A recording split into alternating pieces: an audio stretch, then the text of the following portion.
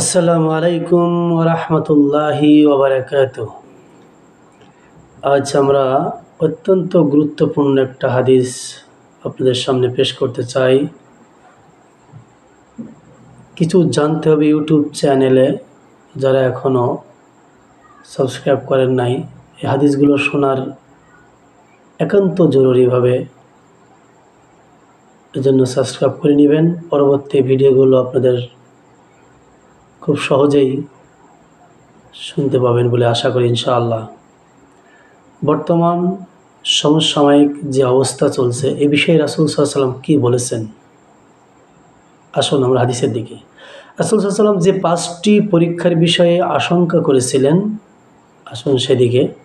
আব্দুল্লাহ ইবনে ওমর রাদিয়াল্লাহু আনহু থেকে বর্ণিত, তিনি বলেন, রাসূল সাল্লাল্লাহু আলাইহি ওয়াসাল্লাম আমাদের দিকে এগিয়ে এসে বললেন, হে মুহাজিরগণ, তোমরা 5টি বিষয়ে পরীক্ষার সম্মুখীন হবে, তবে আমি আল্লাহর কাছে আশ্রয় প্রার্থনা করছি যেন তোমরা তার সম্মুখীন না হও।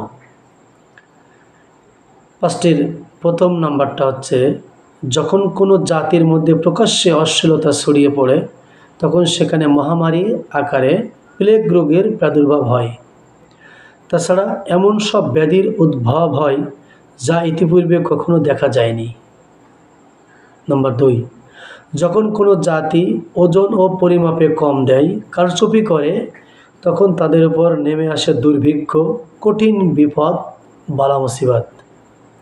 নম্বর 3, যখন কোনো জাতি জাকাত দেয় না, দান সাদকা কমিয়ে দেয়, তখন আসমান থেকে বৃষ্টি বন্ধ করে দেওয়া হয়।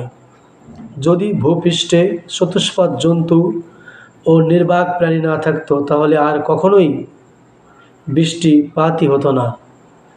নাম্বার 4, যখন কোনো জাতি আল্লাহ ও তার রাসূলের অঙ্গীকার ভঙ্গ করে, তখন আল্লাহ তাদের উপর তাদের বিজাতীয় দুশমনকে ক্ষমতাসীন করেন এবং সে তাদের সহায় সম্পদ সব কিছু কেড়ে নেয়। 5 নম্বর, যখন তোমাদের শাসকবর্গ আল্লাহর কিতাব মোতাবেক মীমাংসা করে না এবং আল্লাহর নাজিলকৃত বিধানকে গ্রহণ করে না, তখন আল্লাহ পরস্পরের মধ্যে যুদ্ধ বাঁধিয়ে দেন। হাদিসটি ইবনে মাজাহ 4019 নম্বর হাদিস। আমরা এই হাদিস দ্বারা বুঝতে পারলাম, বর্তমান যে পরিস্থিতি, বৃষ্টি একেবারেই বন্ধ হয়ে গেছে।